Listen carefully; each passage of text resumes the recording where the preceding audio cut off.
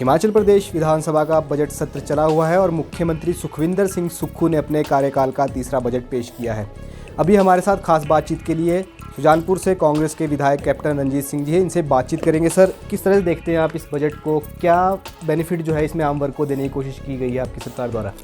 सबसे पहले तो मैं आपका धन्यवाद करना चाहता हूं कि आपने मुझे मौका दिया। हमारे मुख्यमंत्री ठाकुर सुखविंदर सिंह सुक्खू जो हैं वो एक ज़मीन से जुड़े हुए नेता हैं और उनको बहुत ज़िंदगी में राजनीति का बहुत बड़ा तजुर्बा है। उन्होंने इस बार जो बजट पेश किया इसमें कोई ऐसा वर्ग नहीं छोड़ा है, चाहे वो महिला वर्ग हो, चाहे किसान हो, चाहे बागवान हो, चाहे युवा वर्ग है, चाहे आपके आंगनबाड़ी वर्कर हैं, आशा वर्कर हैं, मल्टीटास्क वर्कर हैं, पैरा ऑपरेटर हैं, मतलब सबको कुछ ना कुछ उन्होंने दिया है, क्योंकि वो उनकी हालत खुद जानते हैं कि ये लोग कैसे अपना जीवन व्यतीत कर रहे हैं।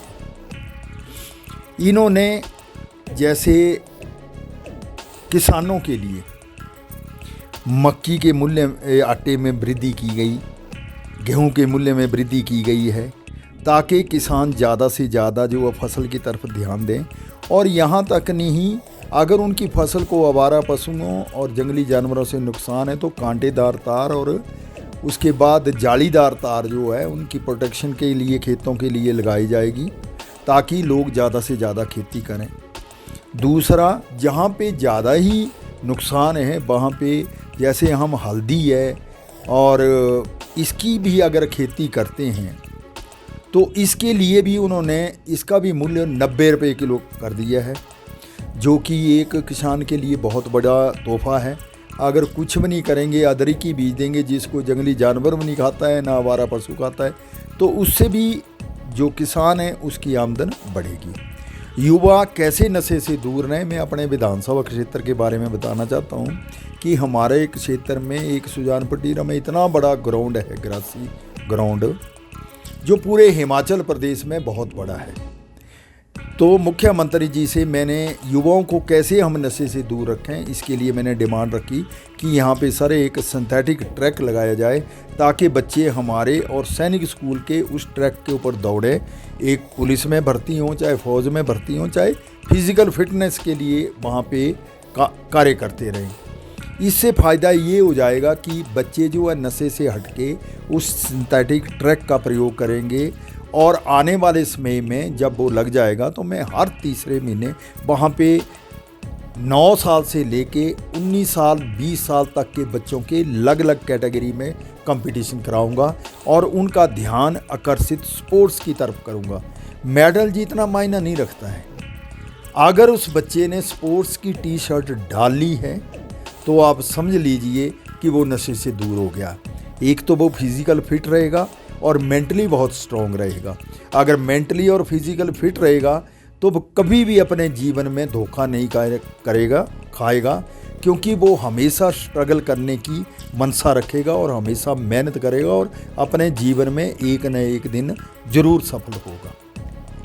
विज़न क्या है? क्योंकि भाजपा इसको लेकर लगातार कह रही है कि इसको लेकर जो बजट पेश किया गया है इसमें भविष्य की कोई सोच नहीं है, ना ही कोई इसमें कहीं युवाओं के लिए रोज़गार की बात की है, ना कुछ इसमें मतलब विज़न नज़र नहीं आ रहा है। तो विज़न क्या है इसमें बजट में? भाजपा सरकार के पास विजन नहीं था, लेकिन हमारी सरकार के पास विजन है। विजन नहीं होता तो हमारा प्रदेश आत्मनिर्भर बनने की तरफ ना बढ़ता। ये जो बजट पेश किया गया है मुख्यमंत्री के द्वारा, ये मैं आपको यकीन दिलाता हूँ कि 2027 तक हिमाचल प्रदेश आत्मनिर्भर बनेगा और 32 में बिल्कुल पूरे भारतवर्ष में हिमाचल प्रदेश जो है एक पहले और दूसरे नंबर पर आएगा। ये मैं आपको यकीन दिलाना चाहता हूँ। मुख्यमंत्री जी की सोच जो है बहुत दूर तक सोचते हैं वो, उसके बाद कोई फैसला लेते हैं। अगर बात की जाए तो गारंटियों को लेकर भी विपक्ष लगातार सवाल खड़े कर रहा है। जो गारंटियां हैं उन्हें कूड़ेदान में जो है सत्ता पक्ष ने डाल दिया है, उनका कोई भी जिक्र जो है इस बजट में जो है नहीं किया गया है। गारंटियों का ऐसे था कि ओपीएस क्या मुख्यमंत्री ने अनाउंस कर दिया है और वो मिल भी रहा है, जिसको 1500 रुपये पेंशन मिलती थी, आज उसको 17 और 18,000 रुपये पेंशन मिल रही है। ये मेरे विधानसभा क्षेत्र का उदाहरण है, जो मैंने कई जगह जाके पूछा और लोगों से बातचीत की, और उस समय मैंने दिया भी था, बयान भी दिया था। उसके बाद आप ले लो 1500 रुपये वाली बात। 1500 रुपये की बात जो है वो भी शुरू कर दी गई है कि हर महिला को जो है 59 साल तक जो है 21 से 59 साल तक उसको 1500 रुपया पेंशन मिलेगी। हाँ, मेरे जैसा जो पेंशन लेता है या सरकारी नौकरी करता है उसकी महिला को तो नहीं मिलेगी। बाकी जो गरीब महिलाएं हैं उन सब को जो है पेंशन मिलेगी। उसके बाद ये जो गारंटियाँ थी, चाहे दूध का मूल्य था, समर्थन मूल्य, वो बढ़ाया गया है। उसके बाद किसानों के जो रेट थे गेहूं के और मक्की के, वो रेट हमने बढ़ा दिए। प्राकृतिक खेती के ऊपर जोर दिया जा रहा है ताकि लोग जो बीमारियों से कैसे बचे। गारंटी कोई आज बताई आज पूरी नहीं होती है, उसके लिए हमारे पास अभी 3 साल पड़े हैं। उसमें से हमने 6-7 गारंटियाँ जो है पूर्ण कर ली हैं। 2-3 गारंटियाँ बचती हैं, वो अभी इस बजट के बीच में पूरी कर ली जाएंगी। और उसके बाद जो है इनके पास कोई चीज़ बोलने के लिए भाजपा के पास नहीं रहेगी। मुख्यमंत्री लगातार एक बात हमेशा कह रहे हैं कि ग्रामीण अर्थव्यवस्था को मजबूत करना है, क्योंकि जो अगर ग्रामीण क्षेत्र मजबूत होंगे तभी हिमाचल प्रदेश समृद्ध होगा। आपको क्या लगता है किस तरह से समृद्ध होगा, किस तरह से ग्रामीण क्षेत्रों को जो है ग्रामीण अर्थव्यवस्था को जो है सुदृढ़ किया जाएगा? ग्रामीण व्यवस्था को सुधारने की बहुत ज़रूरत है। अगर हमने लोगों का पलायन जो है शहरों की तरफ से रोकना है तो गाँव के बीच में हमें वो सुविधा देनी पड़ेगी जो सुविधा हमें शहर के बीच में मिल रही है। उससे क्या फ़ायदा होगा कि अगर हमारे लोग स्कूलों की वजह से, सड़कों की वजह से, स्वास्थ्य केंद्रों की वजह से अगर पलायन नहीं करेंगे शहर की तरफ और गांव में रहेंगे तो वो सेहतमंद भी रहेंगे, ठीक भी रहेंगे और फसल भी उगाएंगे और किसान भी बने रहेंगे।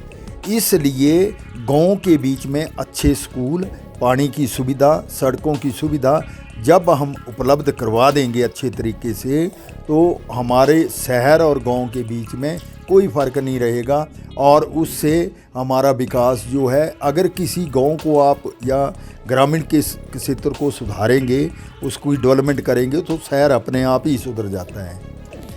कैप्टन जी, लगातार आपने जब चुनाव चल रहे थे आपने एक बात कही कि आपके विधानसभा क्षेत्र में कोई भी कार्य नहीं हो रहे थे। जब से आपने गद्दी संभाली अपने विधानसभा क्षेत्र की, कितने कार्य आपके विधानसभा क्षेत्र के अंदर हुए, कौन कौन सी समस्याओं का निपटारा आपने किया है?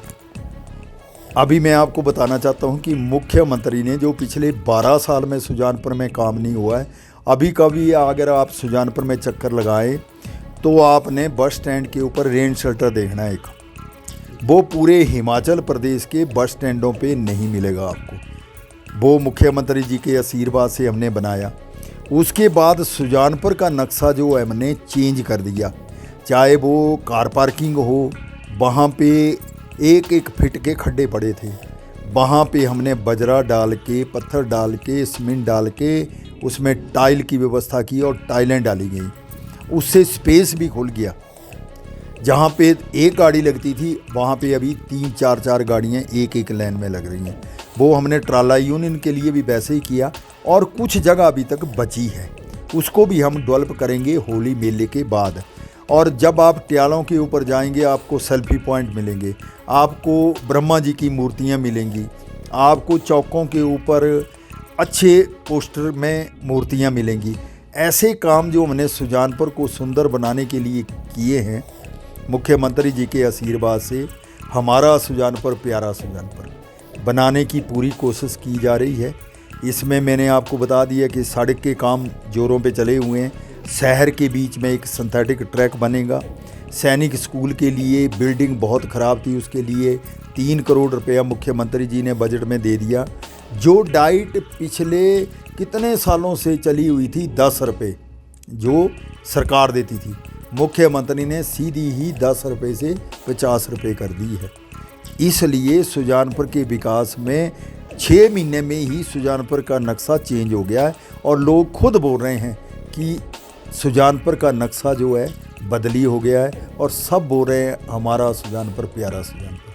जी, हमारे बातचीत करने के लिए बहुत धन्यवाद। तो ये थे हमारे साथ कांग्रेस के विधायक कैप्टन रंजीत सिंह। इनसे हमने बातचीत की बजट को लेकर। ये साफ तौर पे ये कह रहे हैं जो बजट पेश किया गया है कहीं ना कहीं 2032 का विज़न इसको जो सुक्खू सरकार है वो लेकर चल रही है। हिमाचल प्रदेश को समृद्ध बनाना है, वो विज़न जो है इसमें लिया जा रहा है। इस विज़न को देखकर जो है बजट पेश किया गया है और हर वर्ग को छूने का प्रयास इस बजट में किया गया है। ऐसे देखते रहें हिमाचल न्यूज़ 24/7। राजधानी शिमला से भारद्वाज। आप देख रहे हैं हिमाचल न्यूज़ 24।